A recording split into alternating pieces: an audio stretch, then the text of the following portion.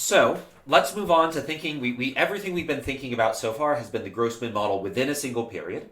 Let's think about what the Grossman model looks like across multiple periods, right? Because people are forward looking, right? They know that if they work out today, they're going to feel better for the next week, right?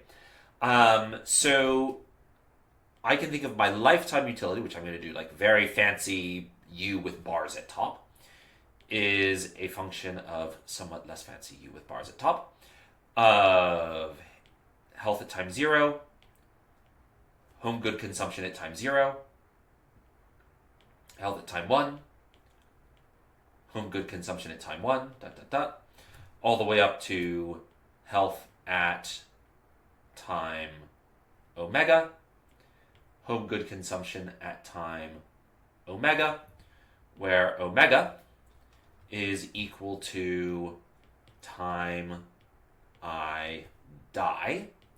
Note that you choose omega, right? So I'm not going to focus on this right now, but later on, omega, the longer you can make omega longer by making your larger by making your health higher, right? So omega is not fixed; it can change, right, depending on how healthy you are. And HT is health at time t.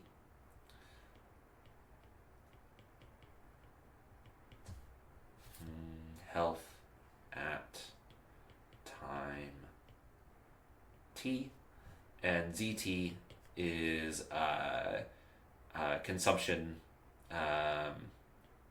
home instead of home good. ZT is consumption of non-health stuff at time t. So and then we have this like big capital U, right? So we're for simplification, right? And this would be a big deal if you're doing a graduate class, but it's important for us too, right?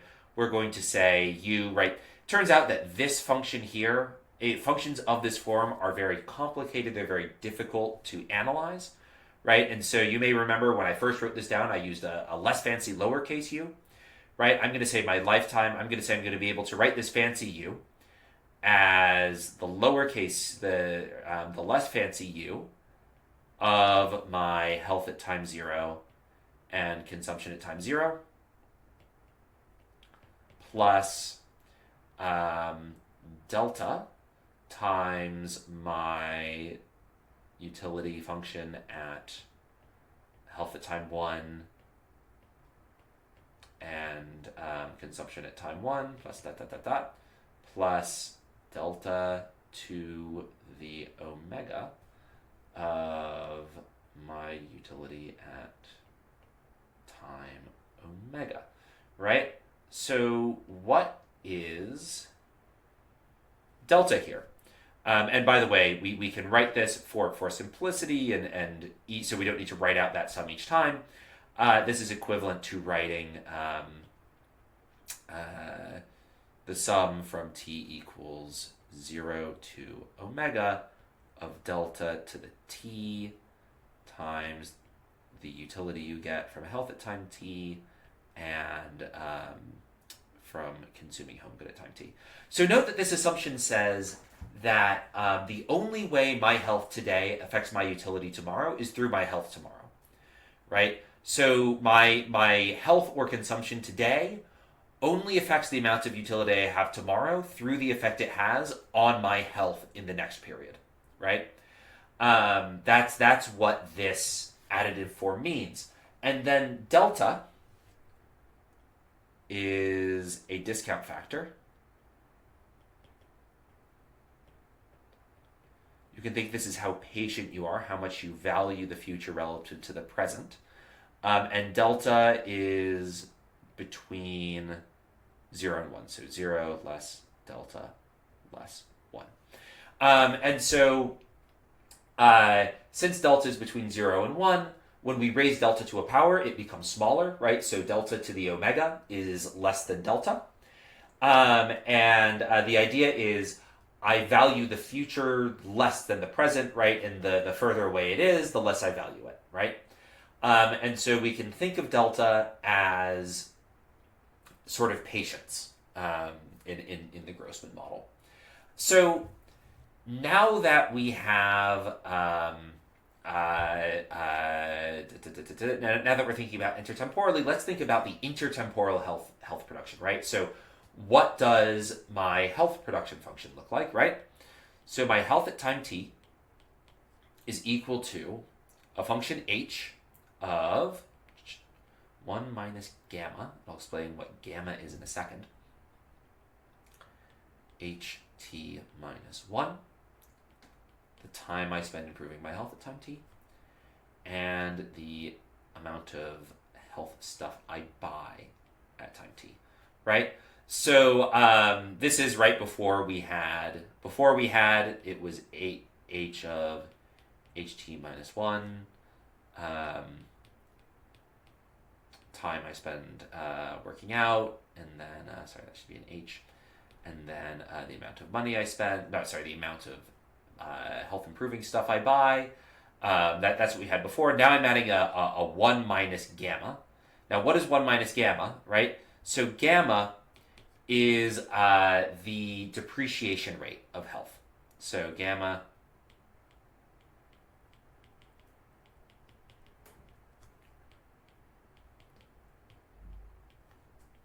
note that gamma might change over time, right? So instead of gamma, we might have a gamma t. I'm going to only write gamma just for the sake of simplicity, but you can think of gamma as actually being gamma t. And in that case, right, it could be the case, right, my health doesn't deteriorate a lot when I'm young, right? If I work out today, that's going to have really long-lasting effects when I'm young. But when I'm older, my health deteriorates very rapidly, right? Gamma is capturing how rapidly my health deteriorates from one period from the next. And the way to think about aging in the Grossman model is that as I age, gamma gets larger. And so when gamma gets larger, right, that means 1 minus gamma times ht becomes smaller, right? Because 1 minus gamma, right, means larger gamma means 1 minus gamma is smaller, which means that my health just drops a lot between periods. And so it's going to be harder to maintain a high level of health. And so you can think of gamma as sort of, it's a form of return to health, right? And so since we're thinking about return to health, right, how do I think about the returning to health, right? So there's going to be marginal returns to health, right? So like we saw earlier with the production possibility frontier, right?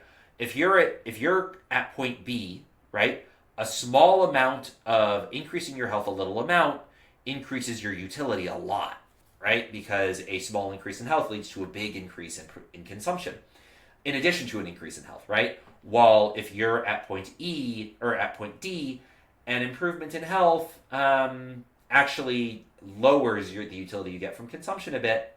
And so the marginal utility for health at point D might actually be 0 or negative, right?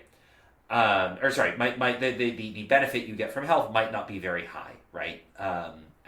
If you're at point D or point E, right? It might be 0 at point D, right? And so when I'm graphing if I'm thinking of health as an investment and I'm graphing the rate of return on health, I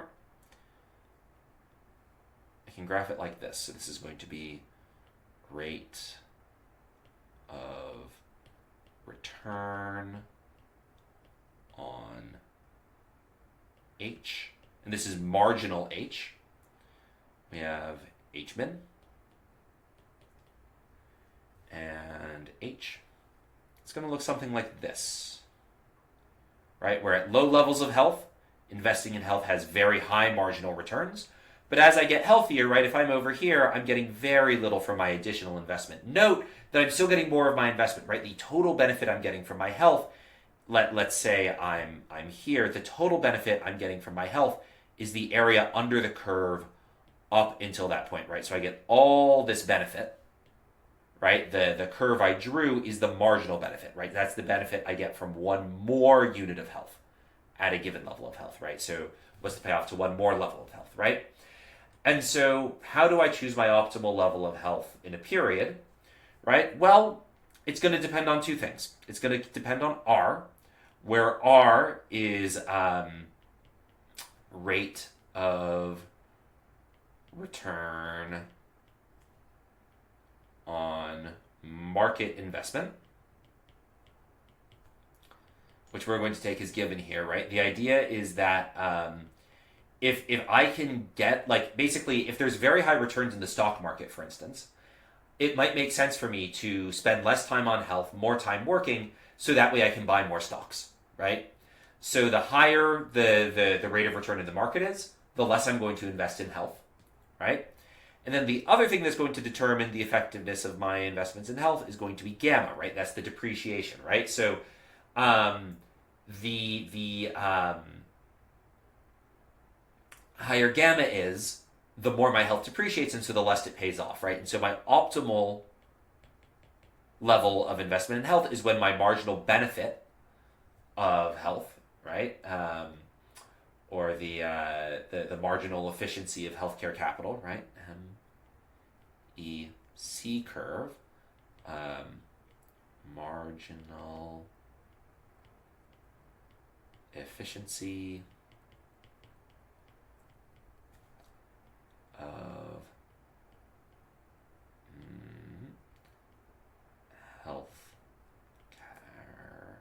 health capital curve, right? So the curve in black is the marginal efficiency of health capital curve. Again, that's it shows the benefit I get from increasing my level of health, not the net benefit, the gross benefit, right? The benefit ignoring costs of increasing my health by 1 unit at any given health, right? It's from going from this level of health to that level of health, right? That's given by this point here. Or rather, I suppose more accurately would be this point here represents the benefit I get from increasing. If you're taking calculus, it's basically the derivative of the utility I would get from increasing my health by a point, ignoring the effect that would have on costs. But R plus gamma is going to sort of represent my total cost, the total cost of investing in health, which is partially that it's going to depreciate, and partially that I'm going to have outside options. I can invest in stocks, and if the returns to the stock market are super high, I should work more and spend less time working out, right? Because that way I can invest in the future and get more money that way.